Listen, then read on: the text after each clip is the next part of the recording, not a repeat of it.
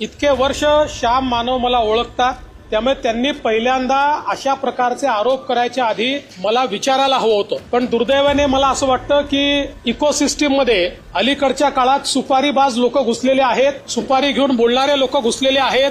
दुर्दैवाने त्यांच्या नादी श्याम मानव लागले का असा प्रश्न मला पडतो. पण एक गोष्ट मला स्पष्टपणे सांगायची आहे की या ठिकाणी अनिल देशमुख यांच्यावर आरोप लागल्यानंतर आमचं सरकार नव्हतं, महाविकास आघाडीचं सरकार होतं. ती केस मुंबई हायकोर्टाच्या चीफ जस्टिस समोर लागली आणि मुंबई हायकोर्टाच्या चीफ जस्टिस यांनी अनिल देशमुख यांच्या विरुद्ध FIR करायला लावला. त्यांच्याच सरकारमध्ये तो FIR झाला. त्यानंतर ते जेलमध्ये गेले आणि ते आता बेलवर बाहेर आहे. ते काही सुटलेले नाही आहेत. 100 कोटीच्या वसुलीच्या केसमध्ये ते जेलमधनं बेलवर बाहेर आलेले आहेत. आणि मी एक गोष्ट अतिशय स्पष्टपणे सांगतो, मी आजपर्यंत बोललो नव्हतो. ते सातत्याने आरोप करतायत तरी मी